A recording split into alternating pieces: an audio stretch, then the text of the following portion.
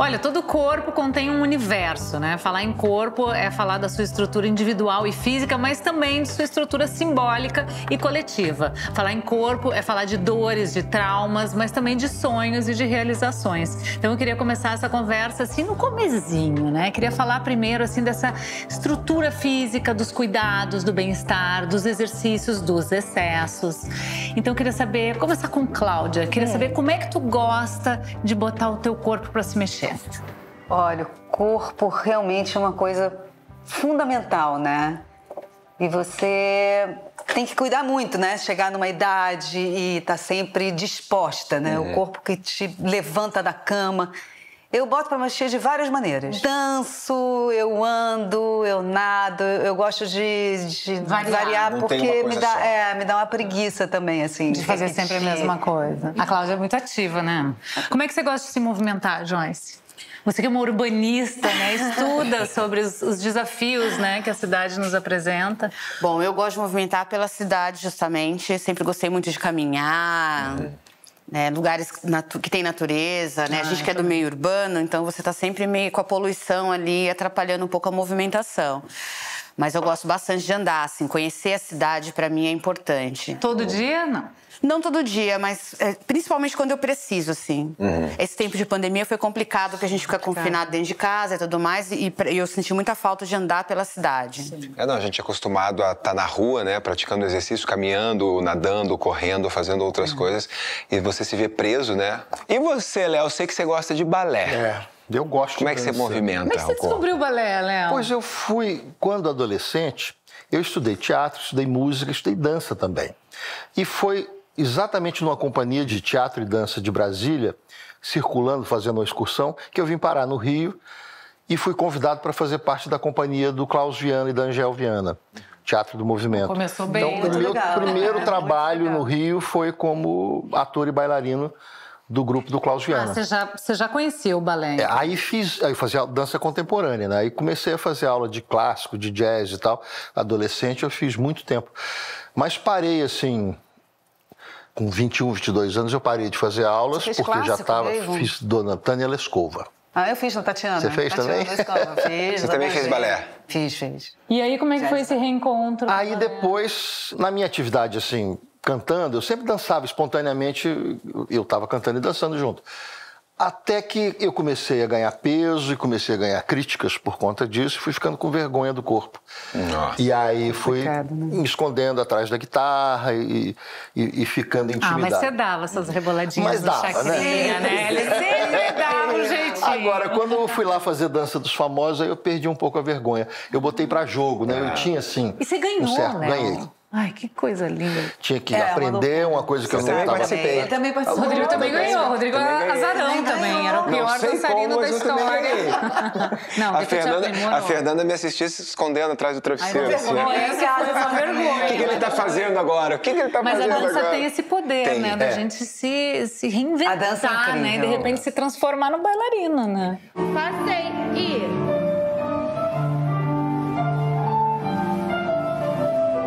Eu entendi que era melhor para mim estar numa linguagem artística do que na academia. Eu fazia academia, mas sofrendo, né? Pagando prenda, assim, entendeu? Achei que ia gostar muito de academia. Tem que gostar muito. Não, tem que fazer. Eu acho que tem que ser obrigado. Mas não é exatamente um prazer, né? Eu faço nenhum agora. prazer. Não, você tem que achar um Nenhum prazer ali. É. Já que é obrigado aí, você tem que achar um prazer aí. Mas o que só o balé te dá? Eu entendi uma coisa a um certo momento da vida, que o corpo não é um lugar onde eu moro. O corpo é o que eu sou. Tudo que toca a minha alma antes toca meu corpo. Claro. Seja pela audição, seja pelo tato, seja pelos olhos, né? É através do corpo, né? O corpo da alma se veste, como diria o John Donne. E aí eu entendi isso, que eu era o corpo, né? Eu sou o corpo. Então não é gostar do meu corpo, é gostar de mim.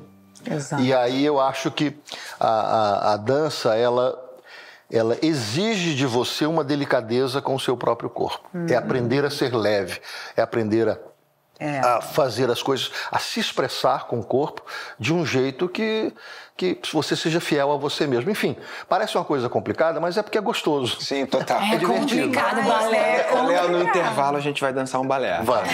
gosta. Amor, tu já faz um esporte totalmente radical, né? Que é o ciclismo. Quantas coisas, né, tu precisou fazer até te descobrir no ciclismo, né?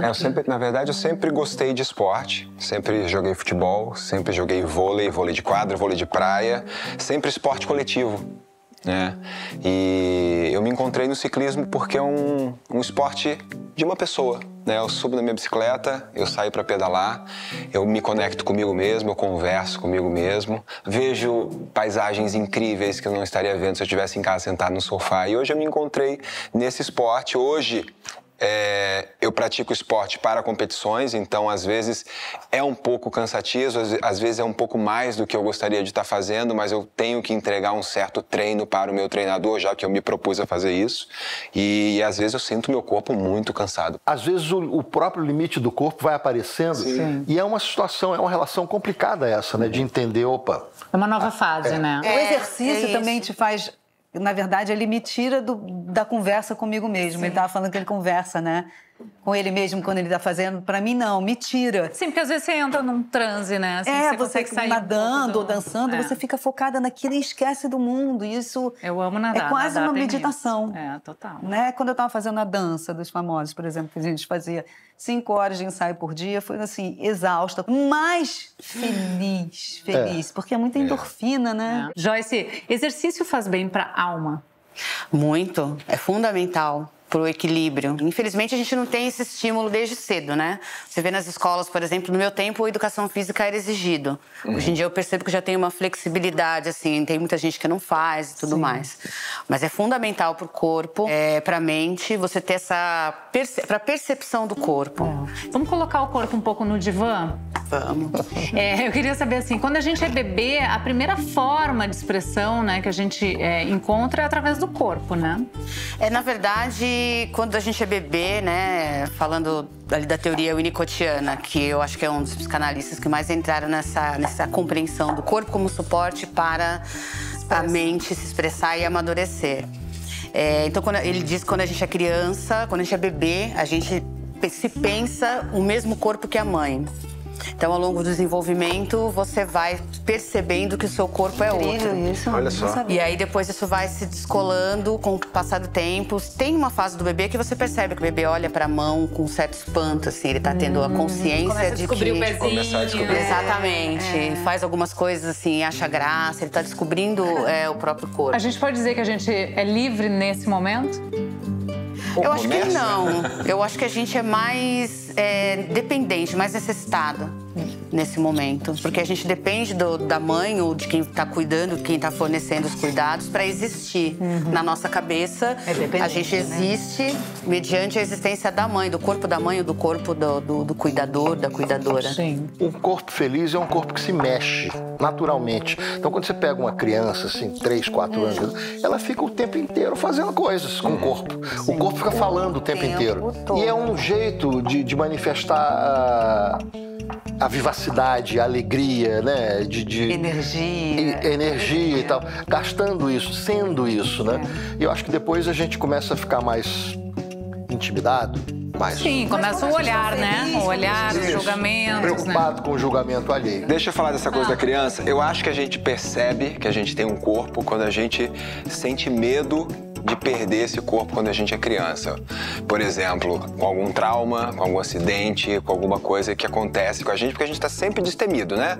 Acho que a gente começa a descobrir aí, né? Você fala pros meninos, ai mãe, machuquei meu mindinho. Eu falei, que bom, agora você sabe que tem um mindinho, né? Porque até tipo então, isso. né, não se dava conta, dele, né? E olha, o corpo, ele tá sempre sob a espreita do olhar do outro. O outro que acolhe, o outro que agride, que censura, que objetifica, oprime, enaltece, aspira. Joyce, a gente reconhece o nosso corpo no espelho ou através do olhar do outro? Eu acho que são 2 processos. A gente reconhece o nosso corpo diante do espelho, mas a gente se sente ancorado na realidade a partir do olhar do outro. Por isso que o olhar do outro é tão pesado quando é agressivo, quando ele questiona a validade ou faz juízo de valor a partir da imagem que está sendo vista ali. Bom, é uma construção de autoestima que ela tem começo, meio e nunca tem um fim, né? Nunca. A autoestima é para a vida inteira. É um trabalho, um processo que vai mudando de acordo com as fases da vida, mas é contínuo. Você pode se gostar muito. Porque a autoestima não é exatamente gostar daquilo que você vê diante do espelho. É dentro do seu corpo que os processos mentais acontecem.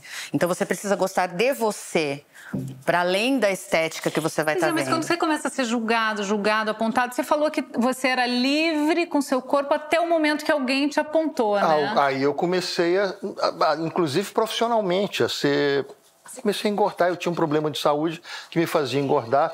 E aí isso era julgado como falta de vergonha na cara, como... Com fraqueza, preguiça, né? Fraqueza. Qualquer coisa que o valha. E a despeito de o meu trabalho ser criativo, parecia que eu tinha perdido o talento ou a capacidade de fazer as coisas, porque o meu corpo já não representava mais o padrão que se esperava de mim. Em outros momentos, ela tem um jeitinho, ela tem um cabelo bonito, ele é um cara alto e tem uma postura elegante. Enfim, tinham coisas que eram dadas pela natureza e seriam seus pontos de atração, né, seus atributos e tal. Depois eu acho que começou-se a buscar um corpo industrializado, né? O segundo país em cirurgias plásticas do mundo é o Brasil, que não é exatamente um país com dinheiro para isso. É verdade. Né? E nem questões, mas o culto ao corpo no Brasil é muito, muito grande, né? O culto ao corpo, à juventude e ao corpo. Você acha isso, Joyce? Você concorda? Eu concordo muito. Se você pegar esses lugares litorâneos, é onde as pessoas têm uma preocupação maior com o corpo. Você pega em São Paulo, não que as pessoas não tenham essa preocupação, mas se expõe menos o corpo em São Paulo, por exemplo. Tem uma coisa que é importante falar, que assim, a gente tem esse culto ao corpo, né? Hoje em dia a gente fala muito dessa coisa do corpo, a gente vê muito isso nas redes sociais, mas isso não significa saúde. Isso é muito importante a gente falar, né?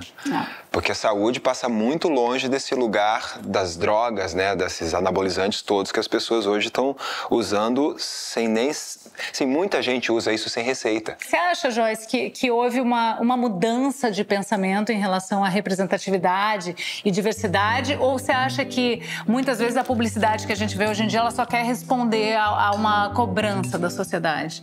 Eu acho que a publicidade quer responder essa cobrança. Eu não acho que seja negativo isso. Eu acho até positivo ter essa abertura.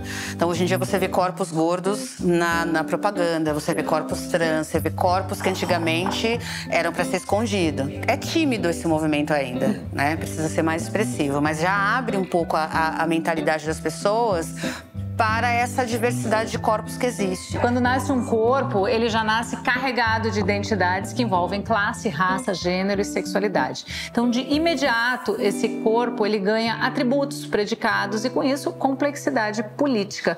Seria esse o conceito de interseccionalidade? Interseccionalidade é o seguinte, você tem um desenho de opressões, por exemplo, a mulher sofre opressão de gênero. Né? Só que aí a mulher não é um ser universal. As mulheres são diferenciadas. É um grupo chamado de mulheres. Dentro desse grupo você tem várias representações diferenciadas. Então existe mulher negra, mulher cigana, mulher camponesa. Então a interseccionalidade ela vai observar as dinâmicas diferenciadas que vão atender, que vão se dar a partir das especificidades de cada mulher. Então, ser uma mulher branca, você tem um resultado. Ser uma mulher negra, você tem outro resultado. Ser uma mulher negra trans ou uma mulher negra branca, você tem um outro resultado. Uma mulher negra com uma classe social inferior ou outro resultado. É isso. Tudo isso vai dando... Uma pirâmide mesmo, né? Exatamente. Vai pra baixo da pirâmide. Exatamente. Dentro da pirâmide social que já existe, né? Aí você pega ali naquele grupo de mulheres que está abaixo da pirâmide e você tem ali outras especificidades que vão dando diálogos diferentes que precisam ser tratados. Agora, o que o feminismo branco precisa entender sobre o feminismo negro que ele ainda não entendeu? Bom, primeiro ele precisa entender que não é uma denominação separatista. Né? Quando a gente fala em feminismo branco, a gente está falando no viés racial do feminismo, que faz com que haja uma cisão, né? Porque a mulher branca vem de uma outra realidade, como é que ela vai compreender uma mulher não branca? Né? Só que essa não compreensão, muitas vezes, não é levada a sério. Né? Então, vai se falando, por exemplo, quando você fala, por exemplo, as mulheres estão brigando por igualdade de salário lá em Hollywood, por exemplo. Então, quando elas falam em igualdade de salário, por exemplo, elas estão desconsiderando outras questões para além dessa questão salarial. né? Mesmo a dificuldade de ter emprego, né? Exatamente. Que a mulher branca consegue por ter, né, privilegiada nesse lugar. Exatamente. Sempre falo o seguinte, eu como arquiteta, uma arquiteta mulher negra e uma arquiteta mulher branca. Essa arquiteta mulher branca, ela vai entrar dentro de um escritório e ela vai ser colocada em atividades como combinar o sofá com a almofada. Né? Porque se entende que a atividade da mulher é menos, demanda menos intelectualidade, né? Mas ela vai entrar nesse espaço. Agora, a arquiteta negra nem vai entrar nesse espaço para trabalhar. Ela vai ser barrada pela questão racial já de cara. Quando então, você fez faculdade, você tinha outras colegas negras? Não, na minha sala, que tinha cerca de 60, 70 pessoas, tinha 5 pessoas negras. Então, ao longo do curso, uma saiu e a outra ficou até o final, mas naquele desânimo também, porque não sabia muito bem quais condições ela ia encontrar no mercado de trabalho. E ainda tinha bastante, porque normalmente é uma, né, quando Exato. a gente vê nas fotos. E por que a gente está falando tanto de corpo? O corpo é onde vai haver a manifestação de todas as opressões sociais. O James Baldwin, que é um escritor norte-americano, ele tem uma fala super legal, que ele fala pro entrevistador, né? Você tá dizendo que eu sou negro, eu te digo que eu sou um homem. Né? Então, a partir daí, você já percebe como essas questões vão funcionar. É no corpo que vai se materializar todas as estratégias de opressão. Quando a gente fala de padrão, a gente está falando de privilégio. Está falando de privilégio social, a gente está falando de uma separação, né? De um motivo para separar pessoas. Então, esse padrão existe por quê? Quem que inventou esse padrão? Quem que disse que a perfeição é você ter uma determinada estrutura física em detrimento de outra? Branco, né? Exatamente. E tudo isso foi criado para que a sociedade né, forme privilégios, forme qual corpo vale, né? Como o Paul Preciado fala, qual corpo pode existir? Complexo, né? Muitos assuntos, né, que se misturam, né? Bom, agora eu quero falar de um assunto que pesa bastante para todo mundo, mas principalmente para nós mulheres, né? A sociedade diz pra gente que pior do que morrer, só mesmo envelhecer. Não teríamos, portanto, alternativa, já que nem morrer nem envelhecer nos é permitido. Como é que a gente se prepara para envelhecer numa sociedade que só valoriza a juventude, Cláudia? Tirando você, né, que fica jovem a vida inteira, você fica fora. Mas essa sociedade só valoriza a juventude mesmo. É uma coisa impressionante. Essa sociedade aqui onde a gente vive, né, na Europa, bem menos. Como fazer isso? É complicado.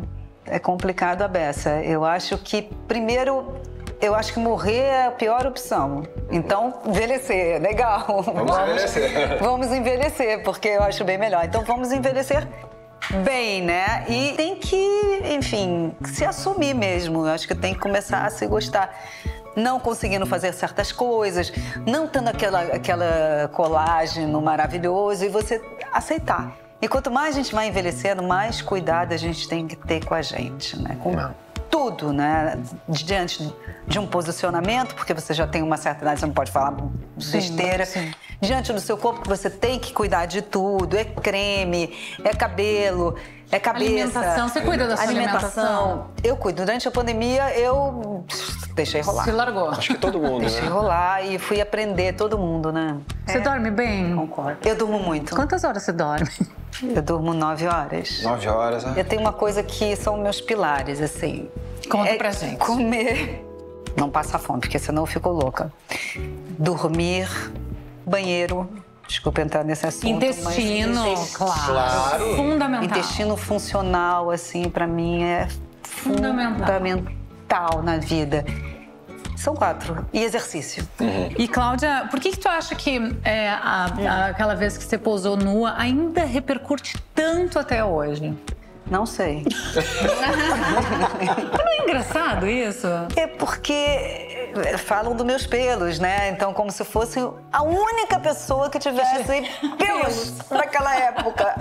Eu sou a única pessoa. Tu acha que é por isso? Porque é incrível, né? Tu virou um ícone, né? Eu virei um ícone do Playboy. É engraçado isso, né? Olha só, ela não quer falar muito no assunto. Não, a pessoa não estudou pra falar 5 línguas, faz balé, faz não sei o que lá, faz filme internacional e é lembrada pelos pentelhos da Playboy. A gente tenta ser inteligente inteligente, a gente tenta fazer uma coisa curta e fica o negócio lá, batendo. Agora, vocês acham que o conceito de envelhecimento, ele pode limitar o corpo, mas ele pode libertar a cabeça, vocês acham? Vocês concordam? Super. Libertar a cabeça em que sentido? Eu não sei, eu lembro assim, quando meu paizinho era vivo... De você se aceitar, ele né? me disse assim uma vez, um pouco antes dele falecer, que ele estava super bem, né? Ele foi de Covid, então ele me disse assim... Minha filha, porque ele estava começando a ter gota na sola dos pés, então ele já estava começando a caminhar meio mal, mas assim, uma cabeça assim muito ativa, queria viajar e curtir. Daí ele me disse assim, minha filha, o meu corpo ele tá com 83 anos, mas a minha cabeça tem no máximo 25. Eu penso as mesmas coisas, eu quero viajar para os mesmos lugares, eu quero fazer festa, eu quero abraçar, quero beijar, quero festejar. E eu senti, sabe quando você sente isso na pessoa? Uma alma jovem, mas com um corpo que vai ficando já tava indo pro limite, né? Saco, né? Complicado. Mas eu acho que a gente cansa mais rápido. E a gente tem que respeitar esse limite. E ser pai depois de 13 anos, que a gente antes se agachava, levantava, agora cada vez que a gente vai levantar... Sim, começa a doer. O corpo pede para ter menos treino, o corpo pede para ser menos exigido. Mas olha que coisa curiosa. Quando a gente era criança, né? Cláudia e eu, a gente assistiu o Sítio do Pica-Pau Amarelo e a vovó tinha 60 anos, a dona Benta tinha 60 anos. Tinha 60? Né? 60. O que hoje seria 90. A Madonna tem 64. Joyce, você se preocupa com o passar do tempo, com a velhice? Passa pela tua cabeça? Bom, eu tenho 46, né? E um dia desses eu me dei conta de que eu tinha 46. Falei, caramba, eu tenho 46. Mas eu acho que é nessa fase que a gente começa a pensar, né? Passa dos 45. Tem um momento que dá aquele estalo, né? Mas eu particularmente, sempre via o envelhecer como uma coisa bonita. A minha avó paterna tá com 96 anos, dona Cida. A família vai bem. Vai bem. E conversando normalmente. A minha única preocupação com a velhice é isso. Sempre tive um pouco de medo, assim. De depender dos outros. De depender dos outros, tal. Só que eu vejo esse pessoal da minha família, tipo, um com 100 anos, outro com 96, e fazendo de tudo dentro dos limites, né? Só que eu acho assim que também, eu trabalho com uma pessoa também que tem uma certa idade e que, assim, não parece. Eu esqueço que a pessoa tem 80 anos. Simplesmente o Suplicy. Querido! Porque ele faz de tudo, né? Agora, eu acho que isso também é reflexo de uma vida preparada para envelhecer bem. Né? Alimentação, sono, atividade física, o mental também. É importante a gente preparar o mental, né? Exatamente. Porque aí eu acho que você envelhece com qualidade. Para mim, os 40 foram o auge da vitalidade, já estava maduro, fui pai e aproveitei a paternidade, enfim, eu tinha tempo para fazer as coisas e energia. Quando chega depois de uma certa fase, você começa a perder muita gente. Isso é brabo. E aí você tem que se acostumar com a ideia de que, que isso vai chegar. Mas você já está sentindo isso? Muito. Eu sinto isso também. A pandemia foi fatal. A pandemia foi cruel e a gente vê as pessoas partindo. E fica muito comum isso, né? Mas sabe por que eu acho isso também, Léo? A gente começa a perder os nossos pais, né? Quando a gente, 40, 50, 60, a gente começa a perder os nossos pais. E também vem um choque de realidade que a próxima geração é a nossa, né? Então, uma vez que os nossos pais foram, os próximos somos nós, né? Isso também dá um incômodo. A gente sempre fala, eu e o Rodrigo, assim, quando a gente, né, depois dos 40, assim, a gente começou a refletir, assim, a gente tá agora na metade. O que a gente vai fazer com a nossa outra metade? A gente tá na metade, se tudo der certo, a gente tá na metade.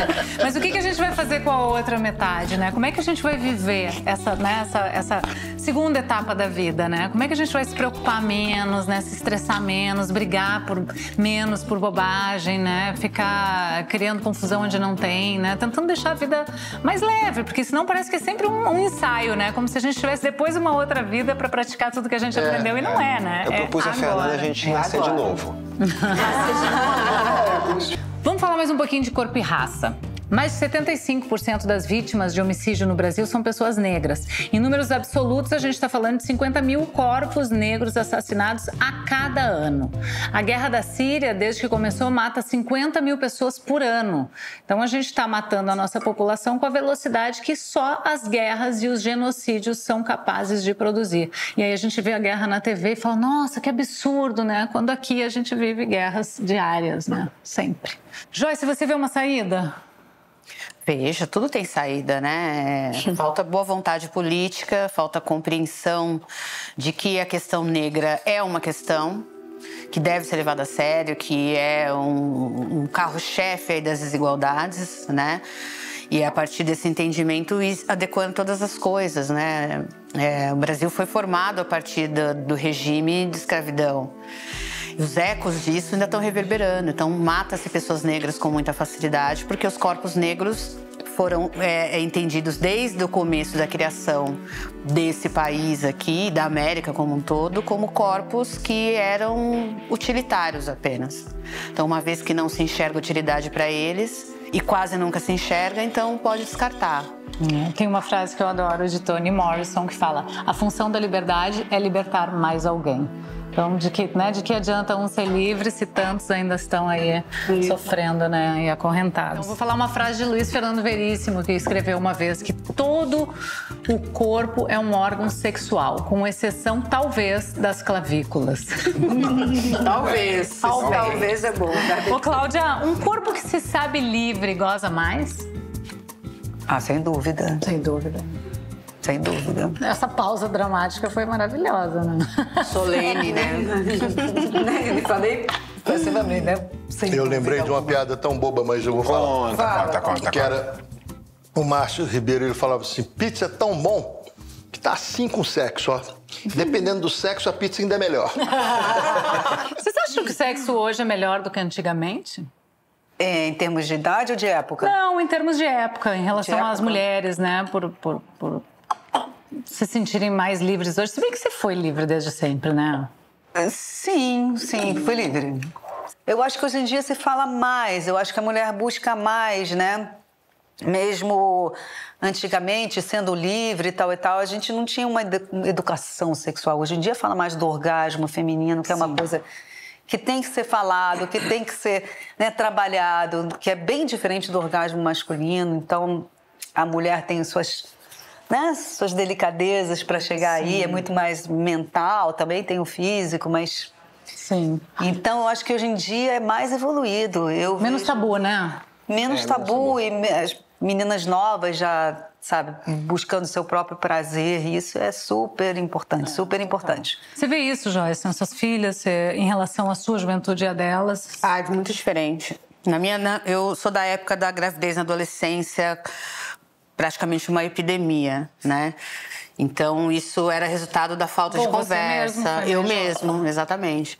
E era meio que uma obrigação também. Eu acho que hoje em dia a mulher questionando essa coisa da maternidade uma espécie também... de um status, né? Pra mulher. Exatamente. E todo mundo tinha que perder a virgindade ao mesmo tempo, se não perdia... Enfim, eu acho que tá melhor. Até porque as mulheres também falam mais não. A gente se permite falar não. Eu acho que isso é libertador. Isso é libertador. Olha, eu ia te falar isso. Para mim, isso foi uma conquista, ou pode ser uma conquista masculina também, muito importante, dizer não. Não O homem não se permite dizer não. Sim. E ele sempre não se permite... tem que ir, né? Senão ele é taxado. E tem uma preocupação que é, usando uma linguagem popular, que é dar no couro. Né? Você tem que funcionar, você tem uma produtividade, você não pode curtir e depois... Pronto, aí não tô curtindo mais e pronto, não tem um orgasmo. Performance. Tem que chegar, entendeu? E assim, no fim das contas, no resultado é que tem que funcionar ou não funcionar. Sim. Ou eu consegui ou eu não consegui. É uma coisa para ser conseguida e não para ser curtida. Pressão, né? É muito chato, é muito chato. E se livrar disso é muito difícil. Daí saem muitos mentirosos, né? Nossa! Nesse aspecto, o homem pensa na brochada não como uma coisa natural de não rolou, não estava bem. Não, um desastre. É uma vergonha, né? O corpo dele dizer não, para ele o corpo está sendo inimigo dele, né? Sim, quando na verdade está te protegendo de uma coisa, ó, não era o momento, não era a hora, não era a pessoa, enfim, não era a situação. Ou não, pronto, né? Não tô afim. Não tô afim, só isso. Isso é um alívio, né? Da gente poder ensinar para os nossos filhos, né? Porque o homem realmente não foi criado para dizer não, né? Não, essa coisa da obrigatoriedade do gozo. Isso impede muito a nossa... Isso atrapalha muito a vida sexual de qualquer um. Sim. E também, assim... Porque em vez de estar curtindo, você está pensando que tem. Exatamente. Tem que com meta. Exatamente. E as mulheres também têm que pensar o seguinte, o meu prazer... A gente tem que dominar o nosso próprio prazer.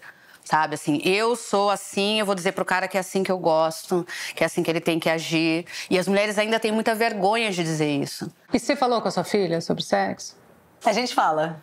Fala. A gente fala. Que legal, né? Essa relação é muito legal. Você fala também com as suas filhas? Desde sempre, com os filhos no geral. Todos. O rapaz foi mais resistente um pouco, né?